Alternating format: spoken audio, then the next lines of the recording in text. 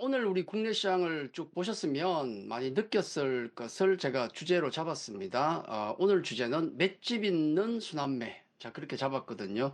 두 개의 키워드가 다 중요하죠. 자, 이번 주 우리 국내 시장에서 확인할 수 있었던 두 가지 특징이 뭐겠습니까? 하나는 우리 국내 증시의 맷집, 둘째는 빠른 순환매죠. 하나는 좋은데 하나는 좀 마음이 급하죠. 자, 오늘 우리 시장의 순환매 특징은 반도체와 방산이었습니다. 제 개인적으로는 큰 의미를 두고 있지 않는 순환매다 그렇게 보는데, 근데 하필 그게 반도체였고, 그 안에 삼성전자와 SK 하이닉스가 있으니까 지수가 오른 거죠. 자, 방산이 보통 빠지면 재건은 올라갑니다. 약간 그런 느낌이 있는데, 오늘 재건 관련 호재가 있었음에도 불구하고 못 움직였잖아요. 왜냐하면 오늘 섹터 대장주가 수급을 빨아들이다 보니까 이슈 테마주들은 주춤한 것이다. 그렇게 보시면 될 것 같습니다. 자, 미증시로 잠깐 넘어가서 우리 미증시 이틀 전에 급락했죠. 벌써 우리 다 까먹었습니까? 경기 침체로 급락을 했었거든요. 그리고 어제 미국 시장은 자, 미국과 캐나다가 관세 난타전 이후에 한 발 물러섰죠. 호재였습니다.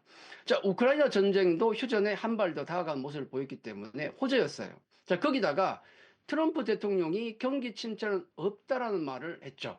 심지어 테슬라의 차량을 백악관에다 갖다 놓고 막 급했습니다, 이제. 네, 대놓고 세일즈를 했음에도 불구하고 미증시가 인상적인 반등을 못했죠. 물론 테슬라는 3% 올랐지만. 자, 그래서 오늘 밤, 곧 나오죠. 조금 있으면 나오는데 CPI 수치가 중요할 수밖에 없는 겁니다. 자, 그 이후에 증시의 어떤 색깔이 어떻게 바뀔지 모르겠지만은 미증시의 어제의 시장 모습은 우리와 많이 닮아 있었습니다. 이 느낌 뭔가 많이 본 듯한데 그 느낌이었거든요. 뭐냐면 어수선하고요. 미증시가 또 이슈가 있는 종목만 움직이는 모습이었는데 우리 익숙하지 않습니까? 바로 우리 국내 증시의 모습이죠. 이슈 모멘텀 있는 종목들만 빠르게 돌아가는 그 순환매의 모습이 미국에도 보였던 겁니다. 왜냐하면 미증시도 치수를 땡기기가 쉽지 않으니까 이런 어수선한 등락만 있었던 겁니다. 자, 다시 국내로 돌아오면, 자, 오늘도 그랬지만은 최근 국내 시장의 어떤 선전, 맷집을 보이고 있는 것은 연기금의 수급입니다.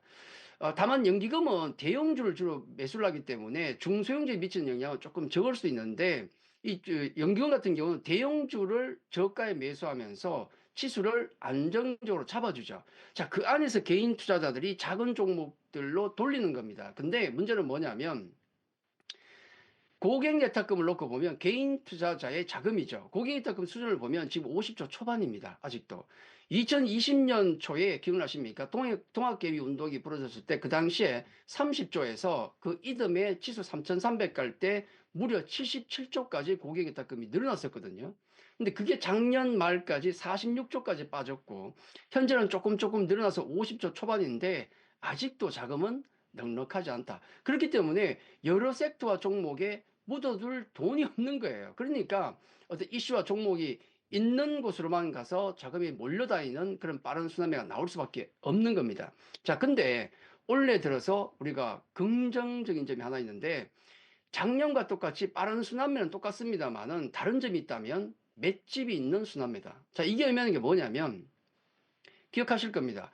작년에는 한 섹터가 순환매를 올라갔다가 다른 쪽에 올라가면 그걸 사기 위해서 돈이 없으니까 어제 샀던 걸 다 때려버립니다. 급락이 나오죠. 제자리 갔다가 또 딴 것 올라갔다. 이게 반복이 됐었는데 우리 최근 증시 흐름을 보십시오.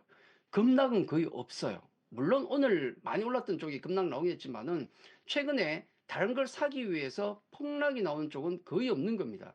이게 굉장히 좋아진 점이고 그 안에서 종목들이 순환매가 돌아가죠. 다만 빠른 순환매 대응은 쉽지가 않습니다. 그렇기 때문에 노선을 확실히 정해야 된다. 이게 중요한데 그냥 자기 페이스로 가든지 첫 번째는 그냥 자기 페이스대로 가시든지 아니면 사실 자기 페이스를 갖고 간다는 게 쉽진 않은데 여러분 올해 가장 수익이 많이 난 투자자 그리고 아니면 가장 수익이 많이 난 펀드가 어디겠습니까? 그냥 1월부터 조선주하고 방산주 사들고 가만히 있었던 쪽이 최고의 수익률을 기록하고 있죠.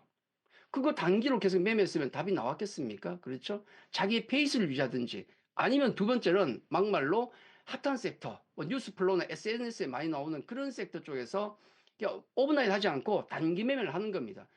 최근에 그 뉴스 플로우가 가장 핫한 섹터가 어디겠습니까? 물론 오늘 좀 조정은 받았지만 방산, 조선, 로봇, 엔터, 뭐 유리기판 등등인데 오늘은 아마 반도체가 가장 많이 거론됐을 겁니다. 마치 지금 흐름이 뭐냐면 매일 다른 섹터 종목들이 움직이다 보니까 예를 들어 오늘 반도체가 올라가면 세상에 반도체밖에 없는 듯한 어떤 그런 얘기가 많이 나오고 뭐 엔터 올라가면 세상에 엔터밖에 없는 것 같고 방산 올라가면 방산만 얘기합니다. 거기에 너무 함몰된다 그러면은 거꾸로 갈 수 있거든요. 요즘 주의하셔야 되고 두 번째 제가 이제 여러분께 한 가지 말씀드리고 싶은 것은 가장 주의해야 될 점. 요거는 뭐냐면 예전에 여러분 기억나십니까? 지금은 아마 잊혀졌을 것 같은데 오늘 화장품도 조금 움직였죠.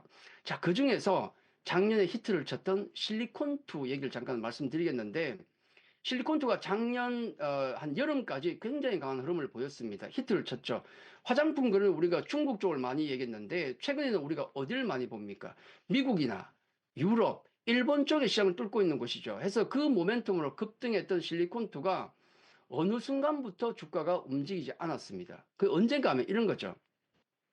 어떤 좋은 종목이 올라가면 SNS, 뭐 뉴스, 그다음에 뭐 여러 가지 방송에서 많이 나옵니다. 근데 분명히 악재도 있음에도 불구하고 악재는 숨기고 안 돌려요. 악재는 돌리지 않고 계속 호재만 반복적으로 돌릴 때 그게 가장 위험하다는 거. 실리콘투 같은 경우도 분명히 악재와 호재가 같이 있었는데 악재가 돌질 않아요. 그 얘기는 뭐냐면 이 사람들이 모두 실리콘투를 들고 있구나. 굉장히 위험한 신호죠. 그래서 지금 돌아가는 핫하게 돌아가는 많은 종목들이 있을 것인데요. 그 어느 섹터든 간에 우리가 주의해야 될 것은 어느 순간에 악재가 있음에도 불구하고 그걸 얘기하지 않을 때 그때가 가장 위험하다. 자, 그때를 조심하면 된다 말씀을 좀 드리겠습니다. 자, 오늘 제가 맷집 있는 순환매라는 말씀을 좀 드리고 있죠. 빠른 순환매 속에서 따라잡는다는 거 쉽지가 않습니다. 자, 자기 페이스를 유지할 수 있는 종목 어떤 게 있을 것인가? 그리고 단기로 막 뛰죠. 이번 주도 하루 단위로 달라요. 그렇죠? 단기로 그러면은 다음 타자가 누가 될 것인가? 자, 이런 부분은 제가 잠시 후에 8시부터 공방을 이어가는데 거기에서 자기 페이스를 유지할 수 있는 종목, 이런 건 약간 그래도 중기 매매를 하고 싶으신 분들, 그리고 내일 뭐가 움직일지 그건 뚜껑을 열어봐야 되죠. 하지만 뭔가 준비된 종목이 있지 않겠습니까? 단기로 다음 타자가 뭔지 잠시 후 공방에서 다루겠습니다. 자, 검색창에서 진짜 주식 검색하시면 거기에 들어오시면 제가 있을 겁니다.